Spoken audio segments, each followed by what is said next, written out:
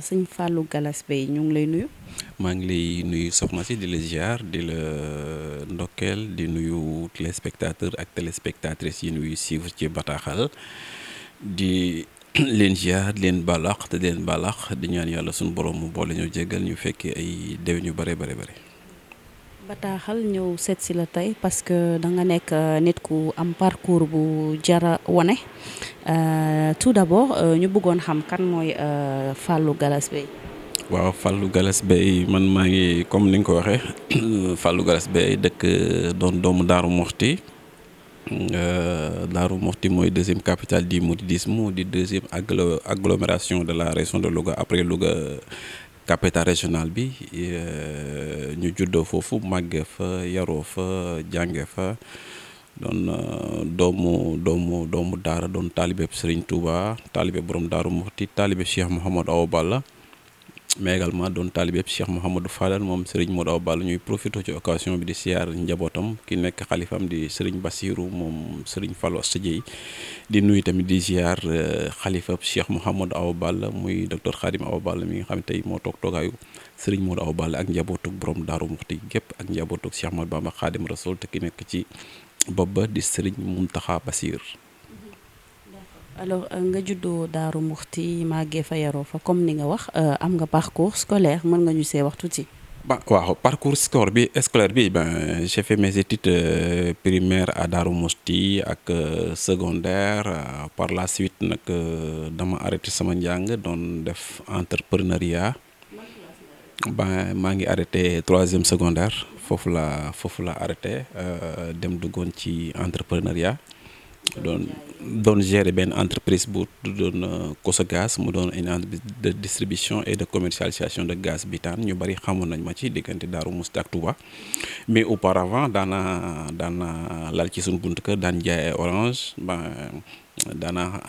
wét lu mat di ko xar ñu ma koy xaral ma koy sàmm di ko jaay parce que toujours man dama yàgg bëgg di liggéey di bit loo xamante ni man maa ciy sonn di ko gagné donte ci famille bu modeste la bokk sunu waajur ñëpp xamoon nañ ko doonoon nit koo xamante ni également taxawaay bi ko waroon ci ñun doon nañu ko defal njabootam gépp mais ñun tamit dañ doon toujours bëgg di wane le bon exemple malgré suñu situation de handicap dañ daan toujours di essayer xool li nga xam ne mën nañ ko pour gagner honnêtement notre vie ñu ko doon def. situation handicap boobu foog ñu ñëw ci taxaw si parce que quand même nga nekk ci situation boobu nekk jàmbaar di daan sa doole et tout loolu da nga ko judduwaale. non judduwaale wu ma ko comme la plupart des personnes handicapées poliomyélite la donc doon naa dox naa ba am 3 ans 4 ans nee nañ ma sax danaa topp son papa bu daan dem si tool yi donc dox naa ba am 3 ans 4 ans par la suite mu dikkee ma siburu ñu yóbbu ma ci dispensaire bi ñu piqûre ma biñ ma piqûree ci la li dikkee mais ñu jàpp ni lu ñu waroon dajee la ci sunu parcours mais tamit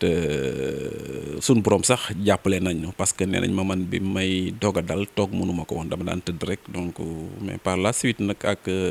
toppatoo gun sunu ay parents toppatoo ak taxawaay bi nga xam ne def nañ ko ci lañ parvenir à man di tenir di toog ak yu demee noonu donc ñu ci sant yàlla bu baax a baax parce que lu sunu borom dogaloon nii la ñu war a mel mais tamit ñu ci fier parce que lu yàlla tudd la donte nag kenn du ko sàkku mais suñu borom moo ni woon nii la ñu war a mel mooy doon ni nga xamante ni noonu la ñuy bindoo donc ci sant yàlla bu baax li ma la doon wax léegi même man sama toolu papa dama fa daan dem mais boo fekk na mu nekk handicapé nekk mag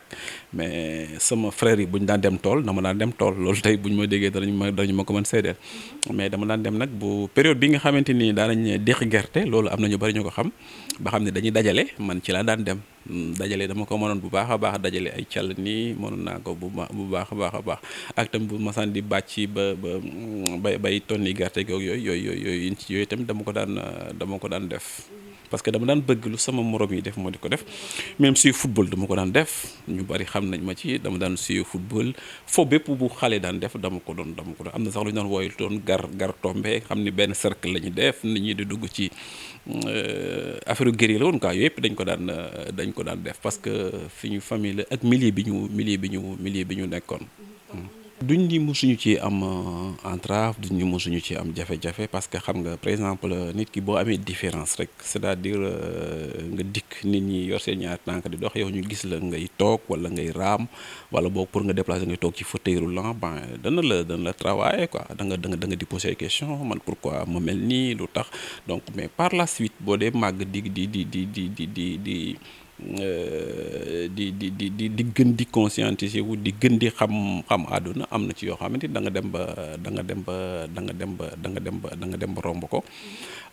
mais nag man sama handicap moom teewutoon ma doon def loolu les personnes normales comme on dit entre guillemets dama ko daan def ñi daan yor seen ñaari tànk parce que ñi ma daan fréquenté ñëpp man dañ seen ñaari tànk lañ yoroon lépp lu ñu daan def dama ko daan ànd ak ñoom di def waaw. Regardu société sénégalaise yow nga nekk ci benn association boo xam ne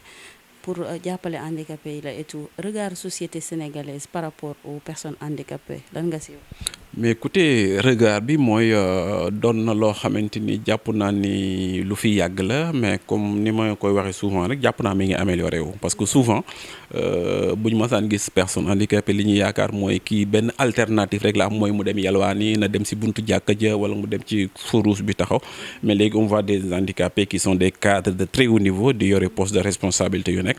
donc léegi xam nañ ni que handicap c'est pas une fatalité donc lu suñ borom tudd la ni nit ki nii la war mel. donc comme nit yàlla ni kii dafa war njool kii dafa war gàtt kii dafa war ceci dafa war cela donc léegi nit ñi jàpp naa ñi ngi comprendre loolu c'est bien vrai que des na nag mais ñi ngi comprendre loolu parce que léegi ñi nga xam ne handicapé ay nit lañ comme ñoom ay nit yu war tekki ci dëkk bi lañ ay nit également yu war yor ay responsabilités lañ le fait d'être handicapé signifiewul que ñoom dañ leen a war a multiplier à zéro wala waruñu am dara loo xam mën nañ ko contribuer ci ne société bi doxee donc jàpp naa ni am na lu amoon mais mi ngi amélioré wu léegi mi ngi waaw donc mi ngi évoluer mi ngi amélioré te jàpp naa au fur et à mesure que ñuy gën di dem di gën di kii dana gën. Je suis agent du ministère de la santé et de l'action sociale depuis juillet 2010. ben li ma andi woon ministère de la santé et de l'action sociale c'est très facile te lu ñëpp xam la ben xam nga am na benn loi bu fi nekk bu ñu tuddee loi d'orientation sociale pour la promotion et la protection des droits des personnes handicapées ñu wote woon ko en 2010 loi bi ñu ko wotee en 2010 ba pare dañu jógee assemblée ñu jógee foofu dem ba président de la république pour remercier président Abdoulaye Wade parce que moom moo waxoon ay députés yu porté woon loi bi donc bi ñu ko remercier la génn nag ni defal naa leen loi bi danañ ko jëfee mais également dinaa wax ministre yi ñu nommer des personnes handicapées ci seen cabinet yi comme ça ñu mën leen gën a boole ngeen mën a bokk ci fi ñuy jëmmaleeg fi ñu kii dàpp naa loolu la ci Abdoulaye Wade jublu woon donc à l'époque mon grand frère et ami Modou Diagne Fada moo nekkoon ministre de la santé et de la prévention boobu sax nekkoon action sociale donc mu nommé ma dugal ma ci cabinet am comme chargé de mission ma nekkoon fa yoroon mbiru handicapé yi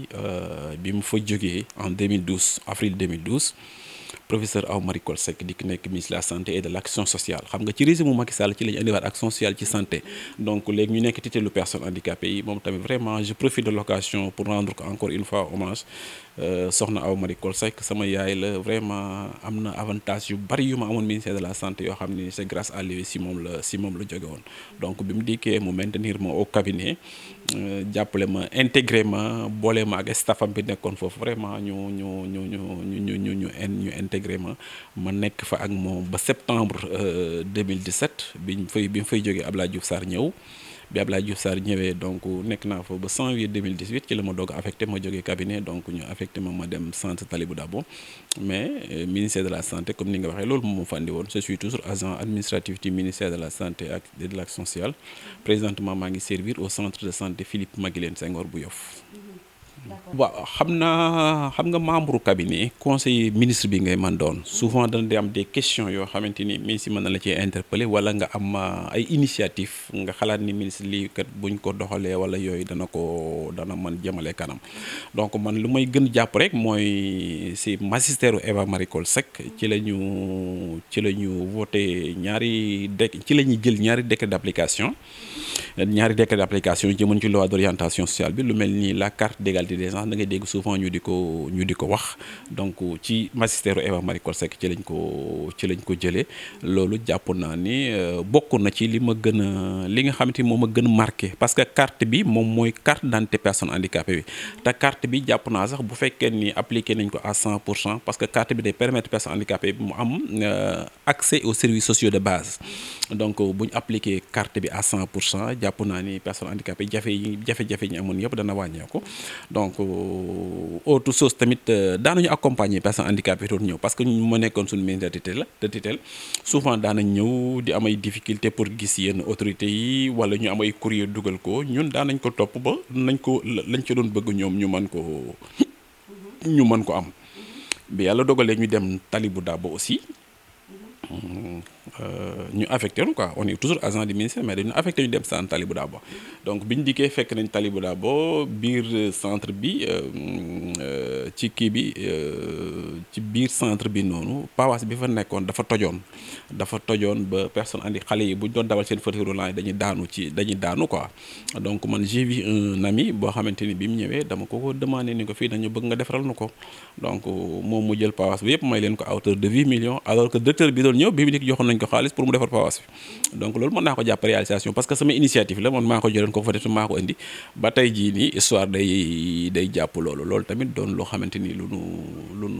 nu marqué la quoi. Philippe Maguilène maa ngi yor service accueil ak information foofu tamit bi ma dikkee j'ai discuté avec le médecin chef mu expliqué ma ni ma foofu lañ gën a amee problème. accueil ak information dañ fa am problème parce que souvent nit ñi dañuy dikk duñ xam fan lañ jëm duñ xam kan la ñuy waxal ak yooyu bi ma ko waxee ma ni ko man de personnellement am na benn expérience boo xam ne jàpp naa mën nañoo wax ak nit ñi mais également buñ dikkee nañ xool nañ leen di dalale mais ba li ñu soxla ñu mën ko am sans pour autant ñu frustré wu wala ñu demee noonu donc par la suite ci la ñu installé service boobu ñu dénk di ko doxal ba tey jii léeg-léeg souvent nit day dikk fekk li sax daal ni ñu ne lii war na fi am bu yàgg parce que souvent da nga daan dikk doo xam fooy confier woog yooyu donc loolu tamit ci sunu ay initiative la barki dem rek médecin chef bi mi koy fàttaliwaat ni ma lii bu amee yow yaa tax donc loolu également dañ ciy sant yàlla. waaw man damay politique maa ngi commencé politique nag en 2016 maa ngi commencé ci parti bu ñuy wax parti de l'indépendance et du travail feu Amath Dansokho ñu ngi ko doon rendre hommage barki dem rek ñi di ko ñaanalaat suñu borom yokk ko leer suñu borom yërëm ko mais tabal ko ci àjjanay firdawsi donc foofu la ñu commencé en 2002 ñu dugg biir PDS di militer PDS ba en 2011 ci la njëkk a créé mouvement politique bu regrouper personnes handicapées yi kooku histoire jàpp na ko ñun ñoo ko njëkk a créé muy mouvement national des handicapés libéraux ñu bari xam nañ ma ci ba bi régime bi daanoo donc ñu mettroon en stand-by sunu activité politique nekkoon ci cabinet ministre bi di ko accompagner di ko jàppale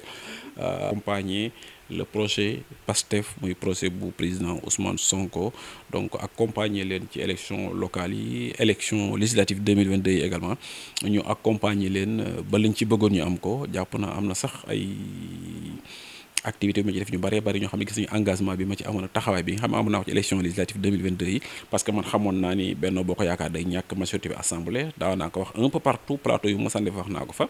ba élection présidentielle yu 2024 yi donc xamoon nañ ni Ousmane Sonko ñoom dañ koy éliminer bëgguñu mu nekk candidat ñun mais dañoo yàgg a wax que leer nañ ni Diomaye mooy nekk candidat bi te gëm nañ ni bu Diomaye nekkee candidat bi sort bi Ousmane Sonko naroon am lay am donc loolu dama lay